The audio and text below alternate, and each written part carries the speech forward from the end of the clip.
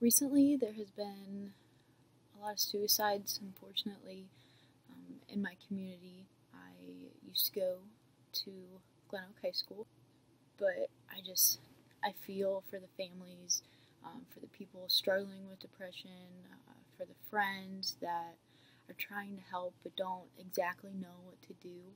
And I hope to maybe make a difference by making this video. So I guess that I just want to share some of my story with you guys. I've had nothing traumatizing happen to me.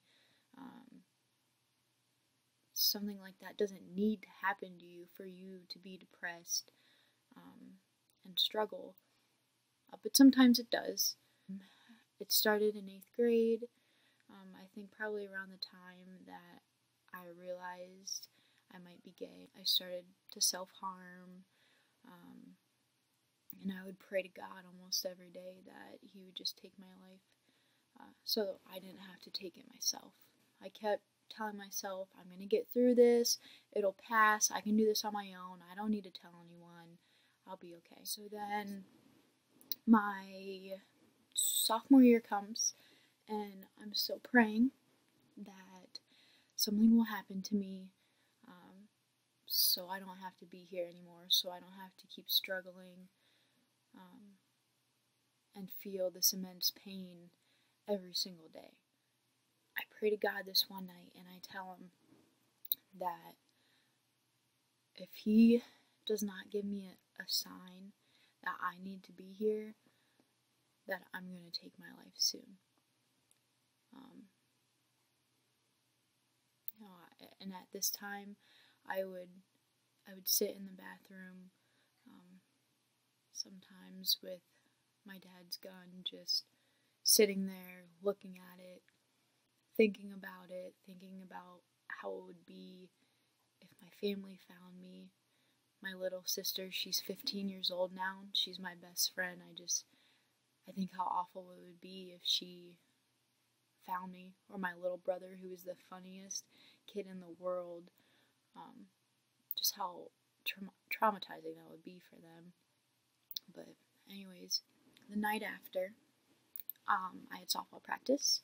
I had just gotten out. I was taking my friend home, who's my neighbor. So we were driving, going down the street about 45 miles per hour. I wasn't paying attention. I saw that there was a car stopped in front of me, but it was too late to stop. So I swerved, I clipped the back end of them, and then went into a ditch. And I looked at my friend, and she wasn't hurt, I wasn't hurt, and everything was okay. And I didn't have my license for 6 months, so I got him taken away, and I thought it was the end of the world. But after everything kind of settled down, I realized that that was the sign that I was asking for. So for a while, I took that as my sign. I started to get a little bit better. I don't know really exactly what it was, but just a mixture of bad relationships, kind of, I guess, being a student athlete. I felt that I had to be strong, I had to be tough, I had to put on this image of, nothing can hurt me, I'm always happy,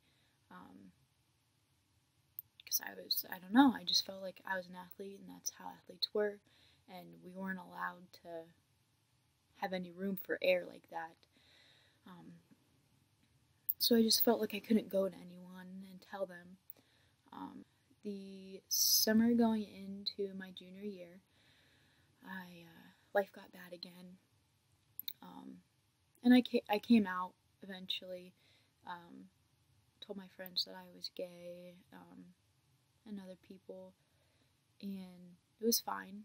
Glen Oak was really, really supportive, and it was a great school, and I wasn't bullied or anything like that.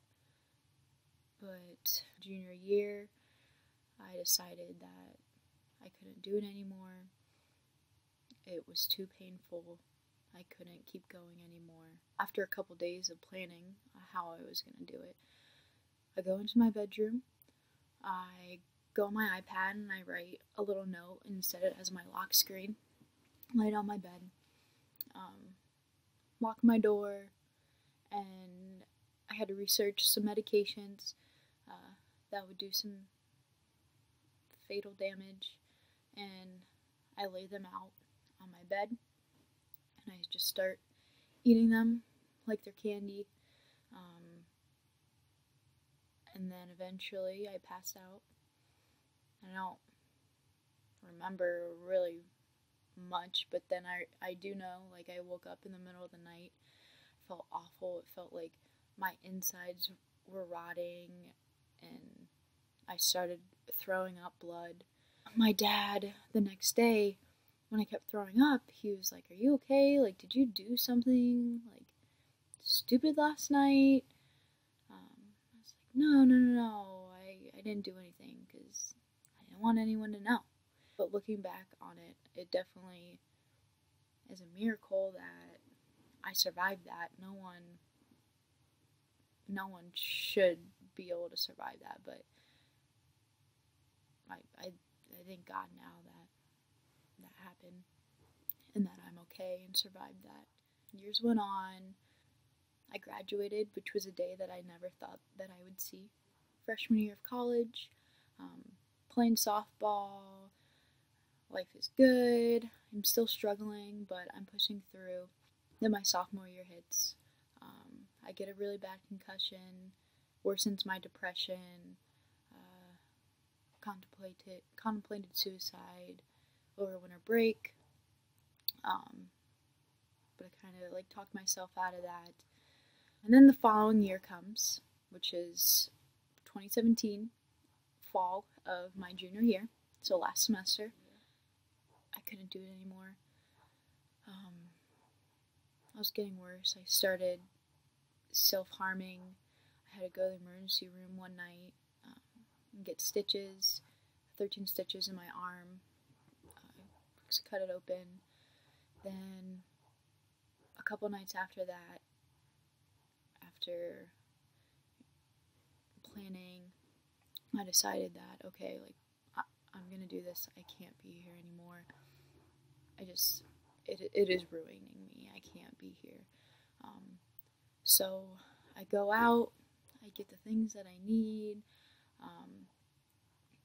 and some reason, I didn't tell anyone what I was gonna do, but somehow my friends picked up that I wasn't okay. They would not leave me alone that night, and I couldn't do it, and I was so mad at them, but now I'm so grateful for them. 2 days later, I admitted that I needed help. I went to a hospital in Cleveland, where I was admitted. At this point, my family's always really supportive, but they didn't exactly understand what was happening. They kept telling me things like, what's wrong? Like, snap out of it. You have a great life. We give you everything. Like, why do you feel like this? And I would try to explain to them, I know that I'm very, very fortunate, but that has nothing to do with how I'm feeling. Like, it doesn't make the pain go away. And it took them a while to understand, but they do finally understand, and they're very supportive. I went to the hospital for about a week in the psychiatric unit. They told me that if I take these pills, like, my depression is caused by a lack of neurotransmitters in my brain. So my brain gets stuck on thoughts, and they just keep playing over and over and over again in my head, and then that leads to me being depressed, and then eventually to suicidal thoughts. So then they gave me a medication for this, and they said, if you take this, it takes a little bit to work, about 4 to 8 weeks, and then you'll start to feel better. But I thought, there's no way that anyone can make me feel better. Like, I was in the darkest place I've ever been, and I just thought medication cannot fix that. I start taking them, and then I go I get released from the hospital, I'm discharged, I go back to school, and my once silent struggle is not so silent anymore.